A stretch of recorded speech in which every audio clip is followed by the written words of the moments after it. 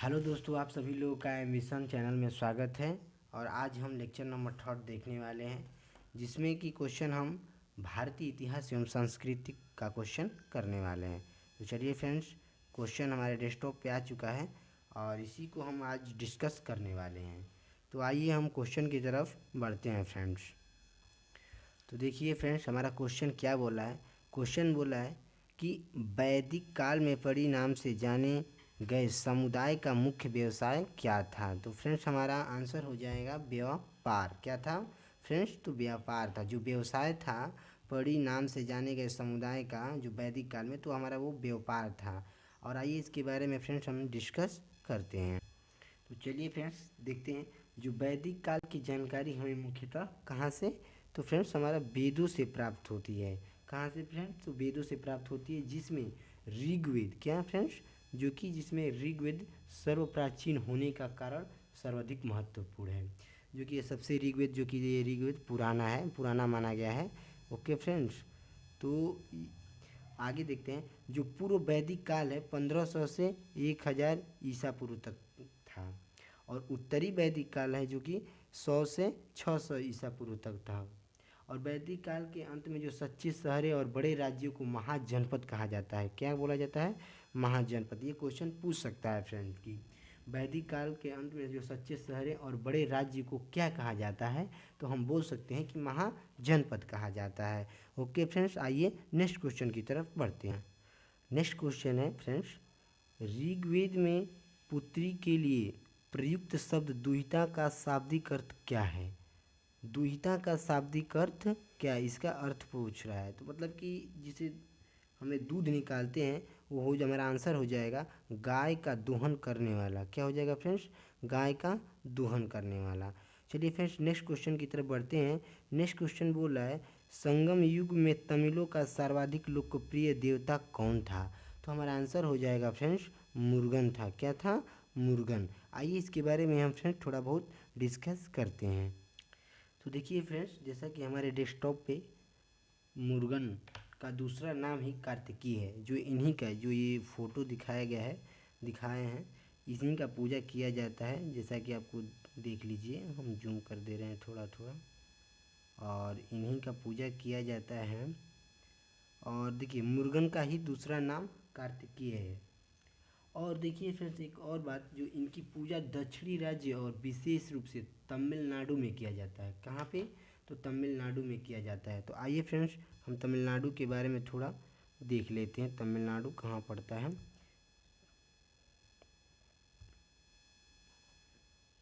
तो देखिए फ्रेंड्स तमिलनाडु, हाँ, तो फ्रेंड्स देखिए ये तमिलनाडु रहा। और ये तमिलनाडु, जो कि यहाँ की तमिलनाडु की राजधानी चेन्नई है, और मुख्यमंत्री पलानी स्वामी जी हैं, और राज्यपाल बनवारी लाल पुरोहित जी हैं। कौन? बनवारी लाल पुरोहित जी यहाँ के राज्यपाल हैं। ओके फ्रेंड्स, चलिए नेक्स्ट क्वेश्चन की तरफ बढ़ते हैं। नेक्स्ट क्वेश्चन बोला है, मोहम्मद बिन तुगलक ने किस धातु के सांकेतिक सिक्कों का प्रचलन किया था? तो फ्रेंड्स हमारा जो है कि जो मोहम्मद बिन तुगलक ने किस धातु सांकेतिक सिक्कों का प्रचलन किया था, यानी कि अपने राज्यपाल में, जो कि अपने राज्य में उसने किस सिक्कों को चलाया था, तो वो हमारा कांस्य सिक्का है। क्या है फ्रेंड्स? कांस्य सिक्का। आइए इसके बारे में फ्रेंड्स हम डिस्कस करते हैं।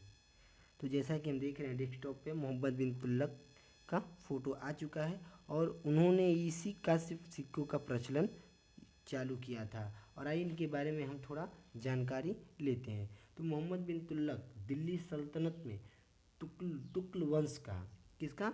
तुगल वंश का शासक था।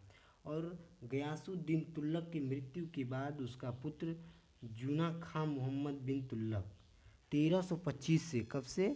1325 से 1325 से 1351 ईसा पूर्व तक शासन चलाया।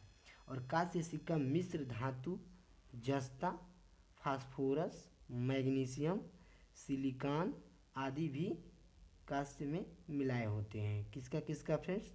क्वेश्चन पूछ सकता है कि कांस्य सिक्कों में किस किस चीज़ का मिश्रण होता है।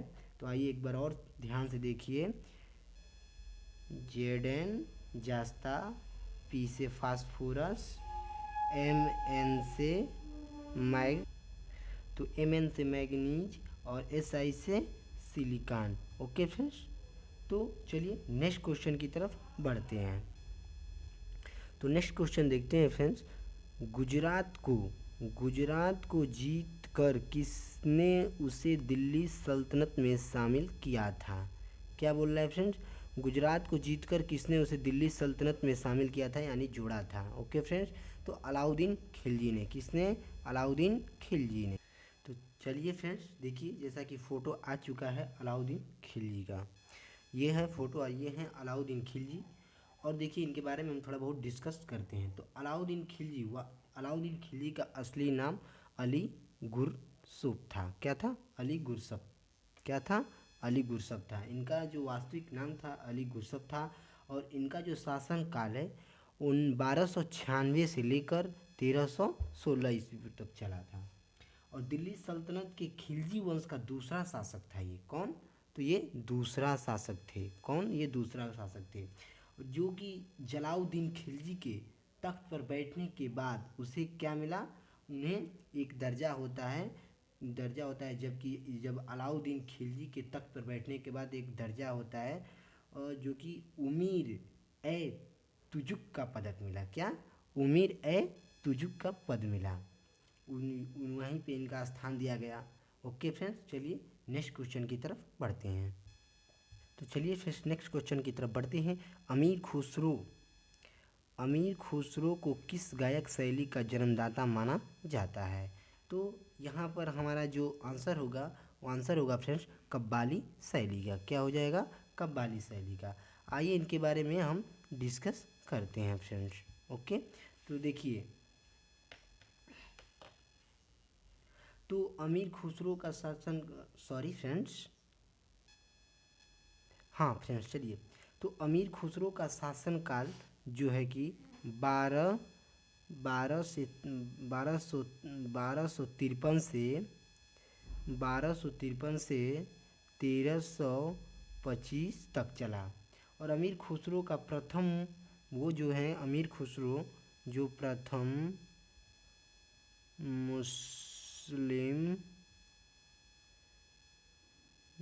मुस्लिम कवि थे। ओके फ्रेंड्स, और वह प्रथम कवि, शायर और गायक भी थे। चलिए नेक्स्ट क्वेश्चन की तरफ बढ़ते हैं फ्रेंड्स। तो नेक्स्ट क्वेश्चन बोल रहा है हमारा,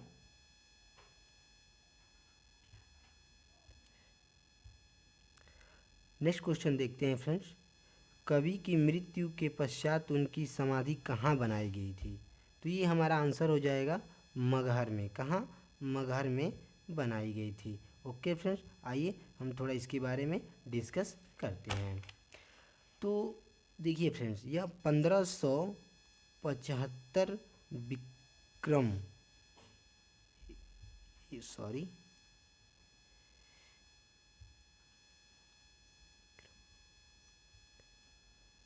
ओके फ्रेंड्स, विक्रम संवत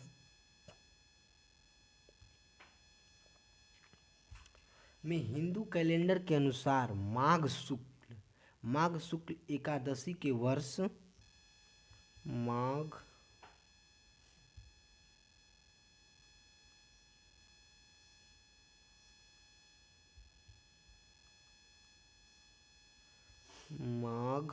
शुक्ल एकादशी के वर्ष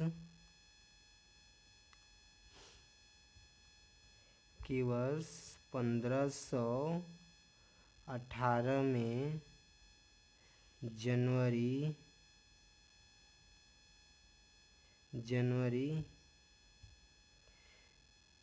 के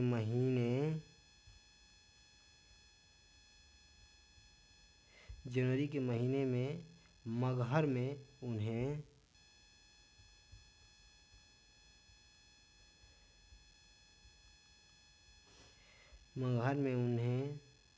दुनिया को अलविदा कहा।